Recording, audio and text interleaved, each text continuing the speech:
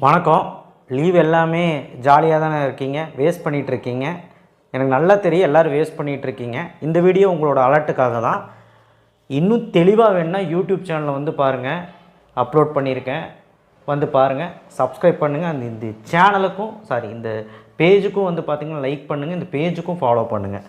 Totally 50 நாள் தான் public exam இருக்குது. என்னன்னு சொல்லிடுறேன். ஜனவரி 1 31க்குள்ளே நமக்கு 31 நாள் இருக்குது. அதே மாதிரி பிப்ரவரியில் 28 நாள் இருக்குது. அதே மாதிரி லீவில் இன்றைக்கி 26ஆம் தேதினா 8 நாள் இருக்குது இன்னும் மிச்சம்.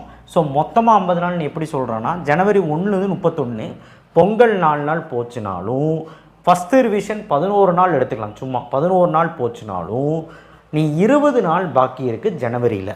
அதே மாதிரி பிப்ரவரியில் வந்து பார்த்திங்கன்னா ப்ராக்டிக்கல் எக்ஸாம் 6 நாள் இருக்குது. ரிவிஷன் 2 நீங்கள் கண்டுக்க வேண்டாம் பெருசாக, ஓகேவா? பப்ளிக் எக்ஸாம் ப்ரிப்பேர் பண்ணுங்கள். 22 நாள் இருக்குது அப்படி.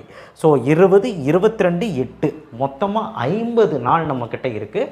இந்த 50 நாள் எப்படி படிக்கணும் அப்படின்னா, நீ வந்து வேறு லெவலில் படிக்கணும். கட் ஆஃப் 200க்கு 200 அடிக்கணும்னா இப்போ இருந்து கம்பேக் கொடுக்க முடியுமான்னு கேட்டால் கண்டிப்பாக முடியும்.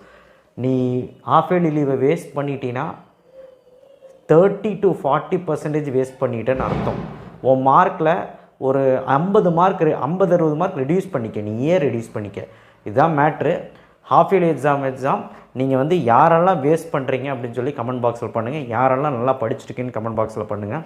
And this is the truth behind reality. இதுதான். விளையாண்டு இருந்தீங்கன்னா நேரம் ஓடிக்கிட்டே இருக்கும், ஒன்றுமே கிடைக்காது. உன் மார்க் தான் ரெடியூஸ் ஆகும். இதனால் உன் லைஃப்பும் கேள்விக்குறியாயிடும். நல்ல காலேஜ் கிடைக்காது. நல்ல காலேஜ் கிடைக்கலாம், அங்கே பிளேஸ்மெண்ட் கிடைக்காது. ஸோ தயவு செய்து இது புரிஞ்சுக்கோ. ஃபுல் வீடியோ வேணால் யூடியூப் சேனல் வந்து பாருங்கள், உங்களுக்கு ஒரு மோட்டிவேஷனாக இருக்கும்.